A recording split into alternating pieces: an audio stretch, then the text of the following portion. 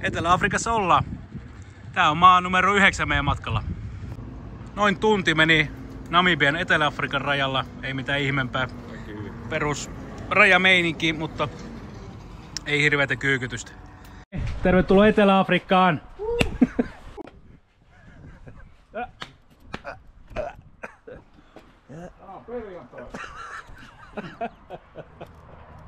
Ja mitä se meinaa, Jari?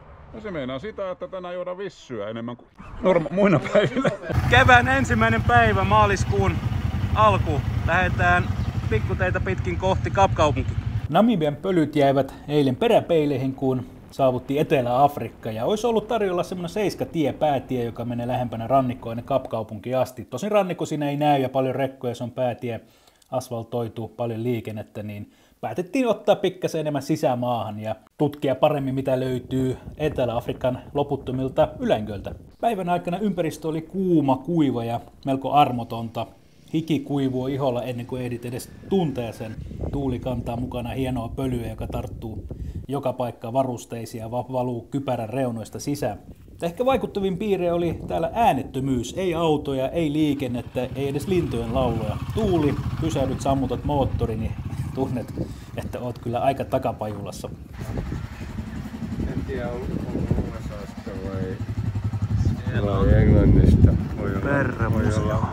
Kato Jameksesta. Voisin kuvitella USAsta. Ai tuossa, joo. Katos.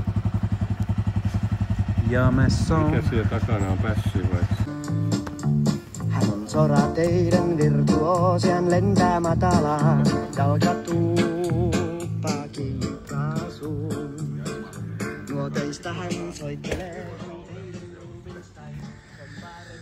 Toinen maaliskuuta 10:09 ollaan oltu yötä Clarence Williamsissa pienessä kaupungissa matkalla Kapkaupunki Etelä-Afrikassa. Ja tänään on se päivä, kun saavutaan yhteen tämmöisen niin suureen etappiin, eli Kapkaupunki. Siellä ollaan 3 yötä, huoletaan pyörät ja äijät ja lähdetään kohti Afrikan eteläisintä pistettä Cape Agulasta sen jälkeen.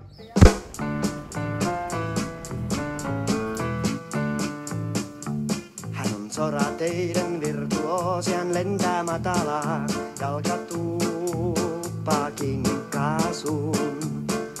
Nuoteista hän soittelee kuin teidän Rubinstein, sompa repii kaiken irti autostaan. Hei, hän syntynyt on vauhtikallossaan. Hei, hei, hei, ja bensaa suonissaan. Neulan silmä vasempaan ja 100 oikeaan, oiva vasen. Painskloof Pass, hieno vuoristosola, ehkä 100 kilsa Kapkaupunkiin. Sinne ollaan menossa. Leopardia kuulemma pitäisi varoa. Ajetaan varovasti, ei siinä mitään, mutta Kapkaupunki on suunta.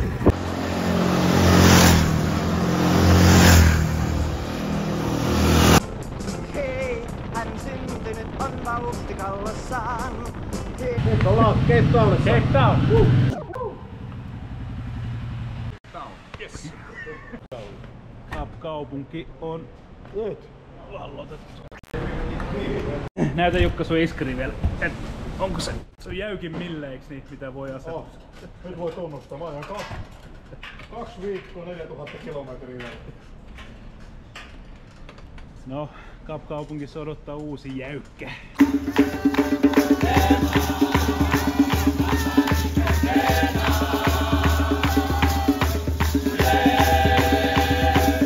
Noin 12 500 kilometriä meillä tässä vaiheessa matka takana ja jäätiin 3 yöksi Cape Towniin vähän rytmittämään jatkuvaa etenemistä.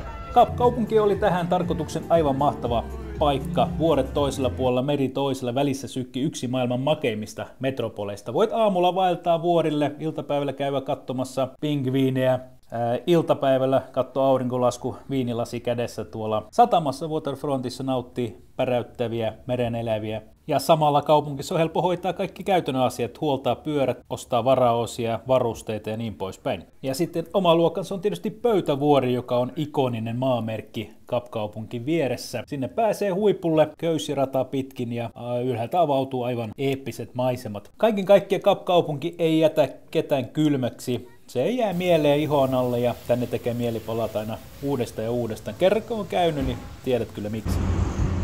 Cap-kaupungissa Etelä-Afrikassa juuri avattu Royal Enfieldin vuokramo ja edustus. Hieno paikka, täällä huoletaan meidän pyöriä. Retsa Royal Enfieldi. Avajaiset vasta ensi kuussa, mutta tuolla Jukan pyörä työn alla.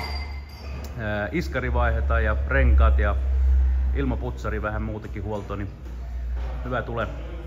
Hyvän toivon Niemellä olla ehkä eteläisin sauna, mitä suurin osa porukasta koskaan käynyt. Hyvät löydyt. Jari pitää semmoista shushu. Jari Salminen, shushu-sauna. Eli jos olette Etelä-Afrikassa, niin ottakaa Jari yhteyttä. Tästä se lähtee. Sauna ja motorcycle.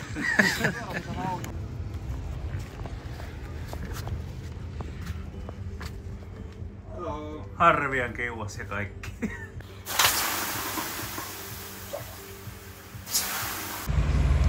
Viides päivä maaliskuuta. Ollaan muutama yö vietetty Cap-kaupungissa. Ja oltais valmiina lähtö kohti Afrikan eteläisintä pistettä Cape Agulasta.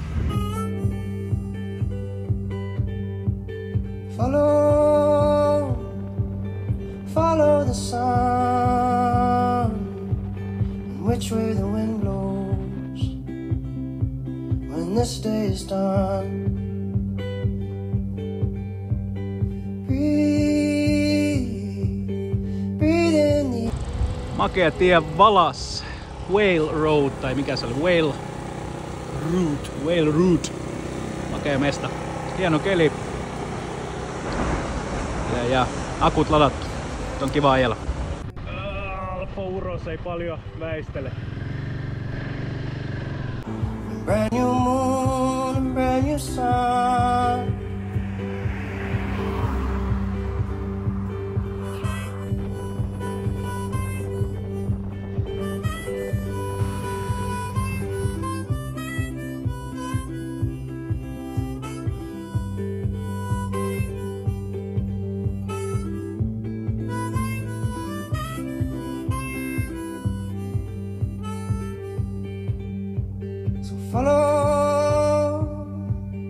Follow the sun, the direction of the birds, the direction of love. Rakas huonekumppani, missä ollaan? Ollaan jossain aika etelässä. Ei kuitenkaan etelärannalla. Ei ihan. Afrikan eteläisin piste. 13 000 kilometriä tänne tullut. Täällä ollaan. Meret kohta. Tomorrow's a new day for everyone. Brand new moon. Ja täällä tietysti löytyy Afrikan eteläisin pubi. Sinne Kypäräkaljoille. Hyvää huomenta kaikille Cape Agulaksesta. Tänään on 6.3.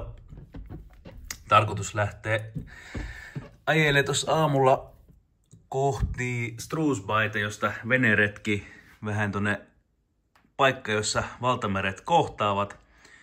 Katsomaan ehkä pingviiniä ja valaita ei taida olla tällä hetkellä tuolla merellä täällä päin, mutta katsotaan jos onni käy. Kello on tosiaankin vaille 6 ja sen jälkeen vielä pitkä päivä, että edessä kohti Prince Alberti. Pysykää perässä.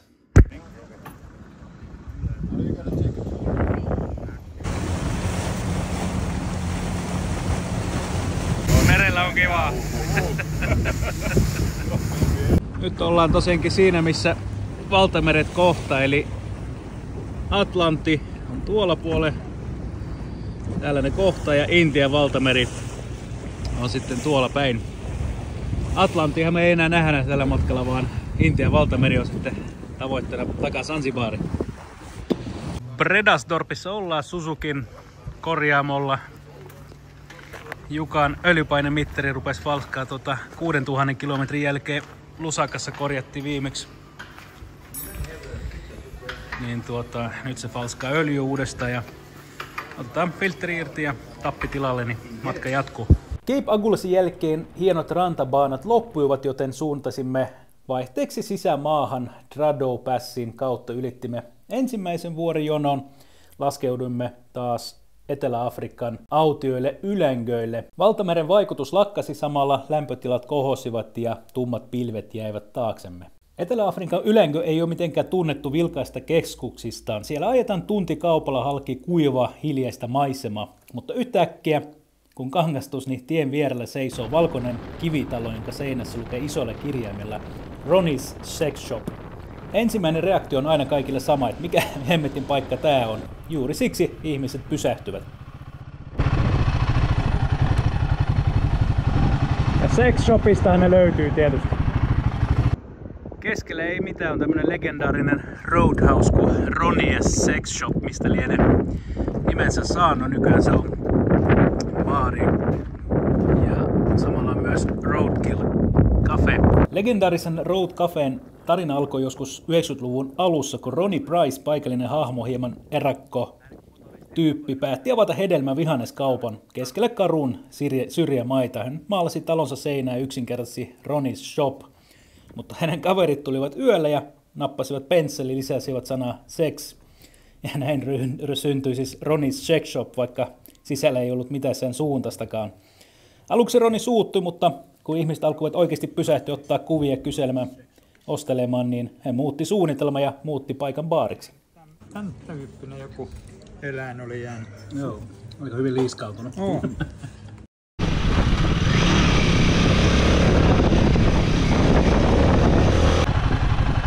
Oi. Ei ole korkean paikan kammoselle kyllä hyvä paikka, mutta maisemat huikeat. Etelä-Afrikka on käytännössä tupaten täynnä upeita maisemareittejä, mutta Prince Albertin lähellä sijaitseva Swartberg-vuoren ylivievä Swartberg Pass on aivan jotain muuta. Jos et ole ikinä kuullut tai tämä ei ollut sun bucket listillä vielä tähän mennessä, niin lisää se ilman muuta ja käy ehdottomasti itse ajamassa läpi. Aluksi tie nousee hyvin loivasti, mutta aika nopeasti alkaa mutkittelun ja kallioseinämien juhla. Reitti nousee jyrkästi ja kaartuu kapeilla käännöksillä vuoren reunaama pitkin. Pudotus vieressä on aivan rehellisesti sanottuna jäätävä, mutta näkymät ovat sitäkin upeammat. Tie ei ole varsinaisesti teknisesti vaikea hyvällä kelillä, mutta tietysti on irtosoraa, jyrkiä reunoja, tiukkoja mutkia ja vaatii kuskilta keskittymistä. Jos sataa, niin tie muuttuu kyllä liukkaaksi ja petolliseksi, mutta kuivalla kelillä se oli silkkaa nautintoa. Väittäisin jopa kiven kovasti, että Swartberg Pass on Etelä-Afrikan, ellei maailman, ainakin mitä itse on tähän asti ajanut, vaikuttavin soratie.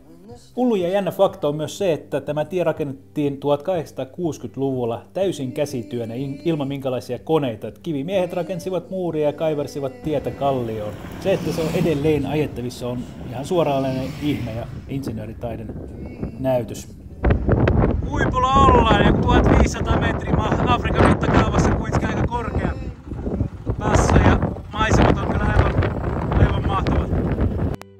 Tätä kameralla voi kyllä kaapata, tää on ihan järjettömän hieno kanjoni ja just päästiin hotelliin, huomattiin, että ota vaan. Mitäs tässä käy? Laita vettä, että näkee. Vuotaako? Huomenta kaikille Prince Albertista. Kello on 8:30, 7. maaliskuuta. Tänään jatketaan kohti rannikkoa takaisin tuonne Knysna. Oikein mukava päivä varmasti edessä. Hieno majapaikka. Meillä oli Swartberg vuoren juurella. Ja matka jatkuu. Pysykää perässä. Aamujumppa vielä kesken, kun Jukalla oli ruuvi tuossa takarenkaassa, mutta ennen lähtö saadaan korjattua. Eilinen Swartberg Pass oli niin hieno, että osa porukasta halusi ajaa takaisinpäin, sitä kautta vähän kuvailla enemmän ja sitten vuoren toisella puolella tulla tapaamispaikka. Loput porukasta sitten jatkoi ensin itä ja sitten ylitimme Swartberg vuoren toisesta kohdasta, mikä oli itse asiassa yllättävän, tosi kaunis asfaltoitu pässi, missä oli huikeat maisemat, mukavat mutkat. Mutta tietysti se Swartberg Pass oli seikkailumotoristin mieleen enemmän. Mutta tässä toki itselle tulee aina semmonen motto mieleen, että paras tie on se, mikä ei ole vielä ajettu. Seuraavaksi jatkoimme Uniondalein aavekaupungin läpi Garden Road kansallispuiston halki eli vuoristoylitteen pientä kapeata soratietä pitkin. Jouni otti suudelman Datsuni, mutta kaikista huolimatta Datsuni jatkoi matkansa. Ei siinä mitään. Jatkuu. Ollaan takaisin Valtameren rannikolla Knysnassa, Intian valtameri tällä kertaa. Ja täällä on mielenkiintoinen moottoripyörämuseo, The Motorcycle Room.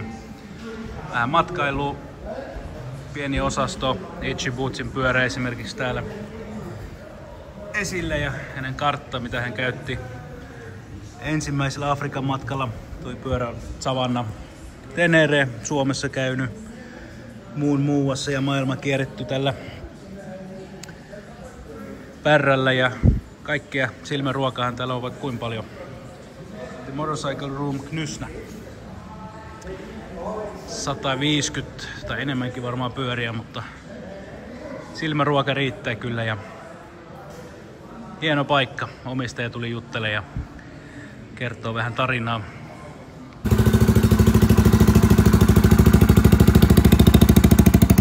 Nätisti pöpöttä. 8. maaliskuuta, naisten päivä täällä Komanissa. Ei Komanissa, kun Knysnassa. Komani ollaan menossa tossa muutaman päivän päästä. Me lähdetään matkaan.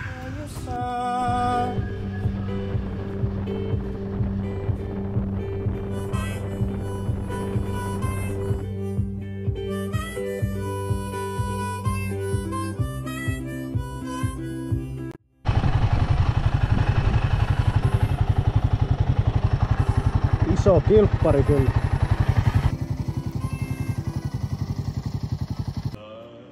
Saavuttiin maatilalle keskelle ei mitään, lähellä Grahamstownia Etelä-Afrikassa. Huomenna tarkoitus jatkaa Queenstownia eli Komani nykyiseltä nimeltä. Oli hotelli vähän ylibuukattu, niillä oli joku virhe, mutta saatiin suurin osa porukka sinne majoittautumaan ja loput sai sitten paikat täältä joen rannalta ihan toisella puolella tietä. Eli no hätä, kohta dinnerille ja kypäräkaljat. Huomenna matka jatkuu. Pysykää perässä taas kerran. Dinneri kohta valmis. Tossa on makea Infinity Pooli tonne joelle näköalat. Aurinko laskee, Jari tossa chillailee. Mitä bulli?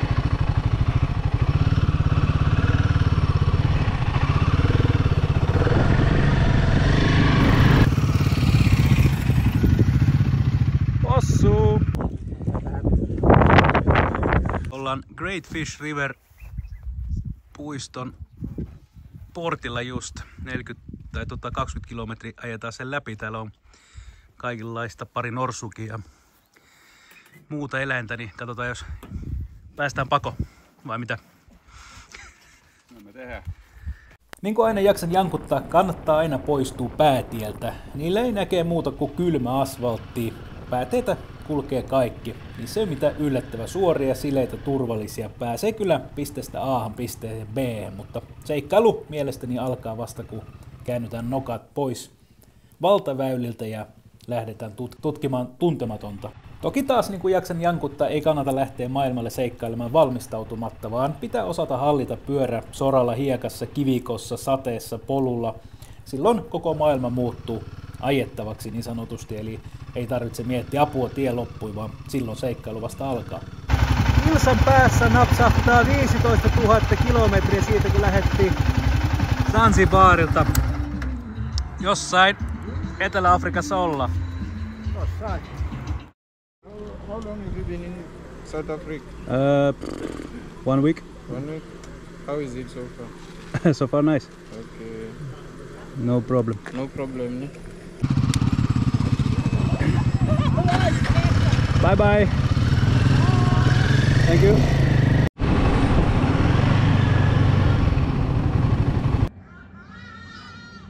Kymmenes maaliskuuta Queenstownissa aurinko paistaa ja Jälleen sateinen päivä edessä. Taas sataa. Kaikki valmiina lähtöä kohti Underbergia eli tuonne Lesoton rajalle. Tänään on ollut vähän sateinen päivä, 10. maaliskuuta. Ylänköllä ollaan pitkälti pyöritty ihan 20 kilsaa Lesothon rajalla. Sunny Passin tie menee tuolta talojen takana, missä ollaan yötä, ja 20 kilsa niin on kuuluisa Sunny Pass, joka huomenna siis ajetaan. Toivotaan, että keli on vähän parempi. Happy birthday to you. Happy birthday, happy birthday. Happy birthday to you.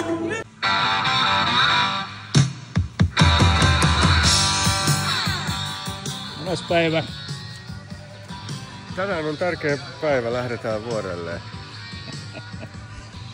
Sunny Passi edessä, mitkä Sunny fiilikset? Passi, mutta Sania kyllä ei näyttää. Joo, kyllä se sieltä paistaa. Kyllä se sieltä. Päästään ylös vaan. Ollaan Sunny Passin lähellä. Nyt vähän kuivatellaan vaatteita. Eilen oli suht koht sateinen päivä, tänään Lesotho. Mennään, niin olisi kiva, että kaikki vehket on kuivia. Ja tässä hotellissa oli tuommoinen lämmitin, jossa sitten homma vähän nopeutui, mutta yhden kikan näytän vielä, jos joku ei ole nähnyt ennen, niin kengän kuivaa ja tämmönen pikku vekotin. Itse ostin varuste.netistä tai jostain Alpenhiitti. Ei muuta kuin töpseli, siinä on 2 tämmöistä puikkokenkiä. Ne on ihan kuivat. Eilen oli lätisevän märät jo. Sunny Pass alkaa tästä. Etelä-Afrikka jää peräpeileihin. Edessä Lesotho. Sitten vielä Etelä-Afrikka Lesothon kautta tosi, mutta hetkiksi sanomme Etelä-Afrikalle kiitos ja kumarus. Bye bye. Bye bye. Nyt mennään.